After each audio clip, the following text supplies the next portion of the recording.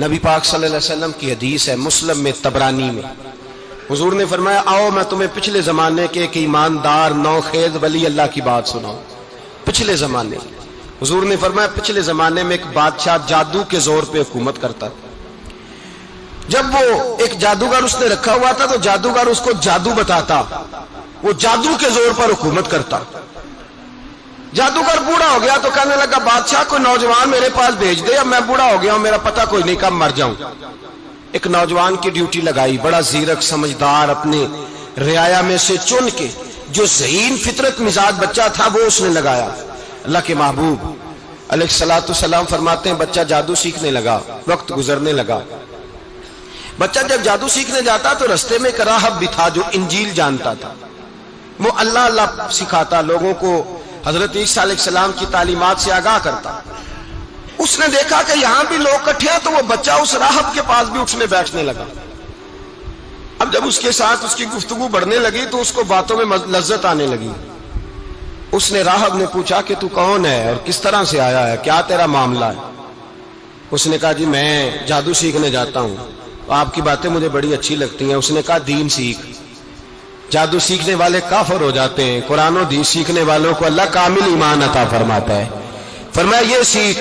بچہ بیٹھنے لگا، اس کے پاس آنے لگا، باتیں دل میں گھر کرنے لگی۔ ایک وقت آیا کہ مسلمان ہو گیا، اور مسلمان کیسے ہوا؟ بچہ کہتا ہے میں تجربہ کر کے ہوا، اب میں تھوڑا سا وقت جادوگر کے پاس بھی جاتا اور باقی سارا وقت وہاں بیٹھتا۔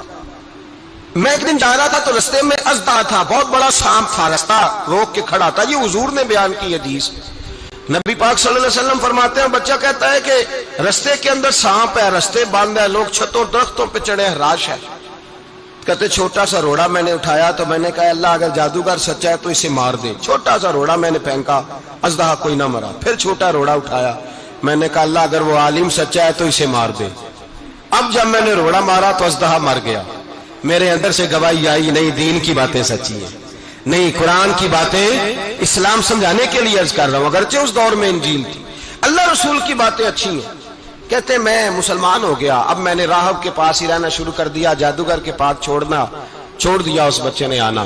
بادشاہ پوچھتا کہاں زیادہ وقت گزارتے ہو تو بات گول کر دیتا، وقت تیزی سے بڑھنے لگا۔ اللہ نے اس نوجوان میں طاقت پیدا کر دی، اب وہ اس کے اندر نا اللہ نے توانائی روحانیت پیدا کر دی، ابھی جوان ہے، 14-15 سال عمر ہے۔ اللہ نے اب جو بیمار بھی آتا وہ دعا کرتا تو اللہ صحت عطا کر دیتا، جو بھی آتا۔ بادشاہ کا ایک درباری تھا، بادشاہ کو پنکھا جلتا تھا، وہ اندھا ہو گیا، کوئی ایسی تکلیف آئی کہ نابینا ہو گیا، بڑے علاج کرائے شفا نہیں ہوئی۔ کسی نے اس بچے کا پتہ بتایا کانوں میں، اس کے پاس گیا تو بچہ کہنے لگا شفا تو ہو جائے گی پر کلمہ پڑھنا پڑے گا، مسلمان ہونا پڑے گا، جس پیغمبر کا میں غلام ہوں تجھے بھی بننا پڑے گا، دین پہ عمل کرنا پڑے گا، اللہ شفا دیتا ہے۔ اس نے کہا تو مجھے کلمہ پڑھا، مجھے شفا دے، میں تیار ہوں۔ اس نے کہا شفا تو اللہ دیتا ہے۔ اس نے اللہ تبارک و تعالیٰ کا ذکر کر کے دعا مانگی، یہ مسلم شریف میں حدیث ہے، طبرانی میں موجود ہے۔ اللہ نے اسے شفا دی، اس نے کلمہ پڑھنا شروع کر دیا۔ یہاں ایک نقطہ لکھا ہے ہمارے علماء نے، کہتے ہیں جب اللہ ولایت عطا کرتا ہے نا تو یہ سفید بالوں والے کا حصہ نہیں ہوتی۔ اگر جوانی میں کوئی آدمی توبہ کر کے تصوف کے راستے پہ چلتا ہے تو سب سے زیادہ ولایت اللہ اسے عطا فرماتا ہے، سب سے زیادہ ولایت اس کے پاس ہوتی ہے۔ ابھی اس کے بال کالے ہیں، چڑھتی جوانی ہے، دعا کی تو اللہ نے، اور حدیث پاک میں موجود ہے کوڑے آتے تو شفا یاب ہو جاتے، اندھے آتے تو شفا یاب، برس والے آتے تو اللہ سے دے۔ جوان ہے، بادشاہ کے پاس وہ واپس گیا، وہ جو آدمی جس کی آنکھیں ٹھیک ہوئی تھی۔ بادشاہ نے پوچھا کہ کیسے شفا ملی؟ تو کہنے لگا میرے رب نے شفا دی ہے۔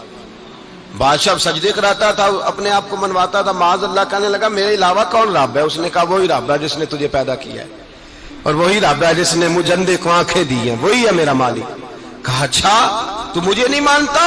کہا نہیں میں اپنے رب کو مانتا ہوں۔ بادشاہ نے اسے سزا دی، ستایا، اس نے بچے کا پتہ بتایا، پھر بچے کو بلا کے ستایا تو اس راہب کا پتہ بتایا، راہب بھی قتل ہو گیا، نابینا بھی قتل ہو گیا۔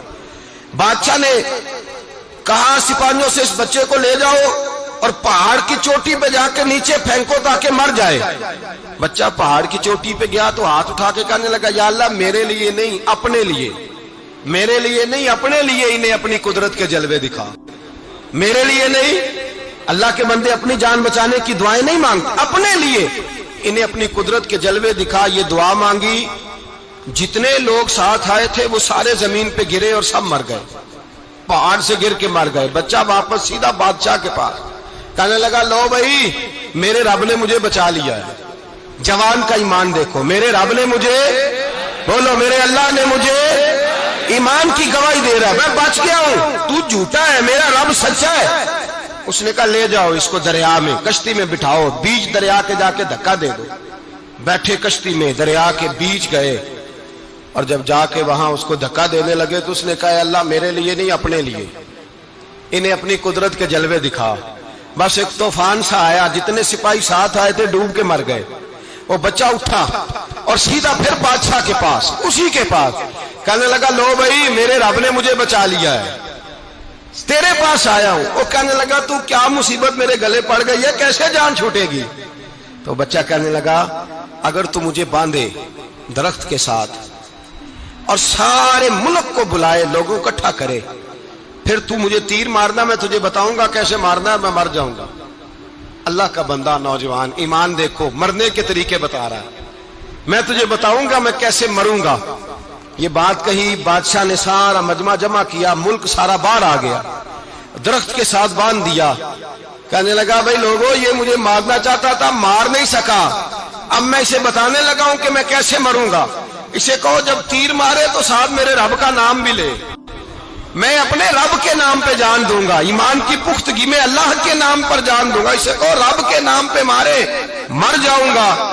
بادشاہ نے اللہ کہہ کے تیر مارا، پیشانی میں لگا، بچے کی روح پرواز کر گئی. جتنا مجمع کھڑا تھا سارا کلمہ پڑھ کے مسلمان ہو گئے، سارے مسلمان ہو گئے سارے. میرے رسول پاک سید عالم صلی اللہ علیہ وسلم نے نوجوانوں کو بتایا جب تمہارے اندر ایمان کی قوت آئے گی تو اللہ تمہاری مدد کرے. فرمایا وہ نوخیز ولی تھا، ابھی جوان رانا تھا، ابھی اس کی پیشانی پر جوانی کے آثار تھے، لیکن اس نے اللہ کو راضی کیا، رب کریم کو راضی.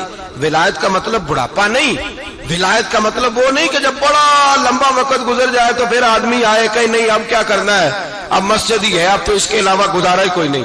تو اس وقت کا آنا اللہ کی بارگاہ میں قبول تو ہے، لیکن شاباشی اسی کو ملتی ہے جو جوانی کے وقت آئے، جو عین اس وقت آئے جو وقت میرے رسول پاک علیہ السلام کے غلام عبداللہ ابن عمر، حضرت عبداللہ ابن عمر رضی اللہ تعالیٰ عنہ فرماتے ہیں کہ میں نکلا، مجھے سفر کے لیے جانا تھا، تو تھوڑی سی کھجوریں، تھوڑا سا سرکہ، ایک شہد کی بوتل، چیزیں میں نے سفر کے لیے ساتھ رکھ لی. میں جب مدینے سے باہر صحرا میں نکلا نا تو رمضان نہیں تھا، غیر رمضان تھا. میں نے ایک نوجوان کو دیکھا بکریاں چرا رہا، بکریاں چرا رہا. اے جوان، آپ فرماتے ہیں اس کا چہرہ بڑا نورانیت والا، گرد پڑی ہوئی پر بڑا حسین. فرماتے ہیں میں نے اس کو کہا کہ آ جاؤ کھانا کھا لو، روزے بھی نہیں تھے. کہنے لگا نہیں میں نے روزہ رکھا ہوا ہے. فرماتے ہیں میں نے کہا پتہ کروں کہ نیرا نیک ہی ہے کہ پرہیزگار بھی ہے.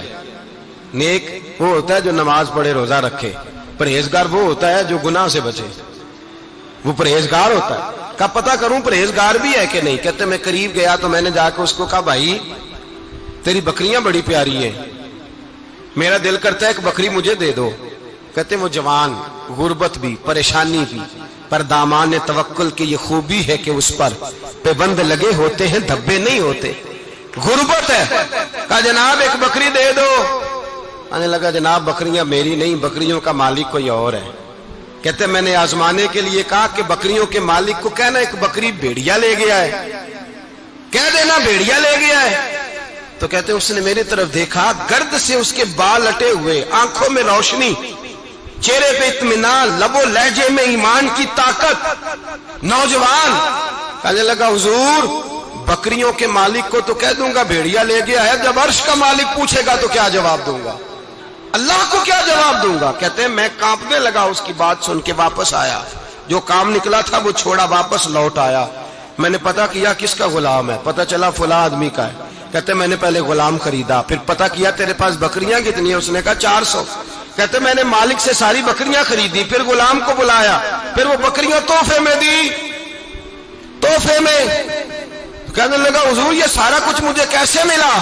میں نے کہا تیرا ایمان بڑا پختہ تھا تو میرے رب نے تجھے انعام عطا فرمایا ہے۔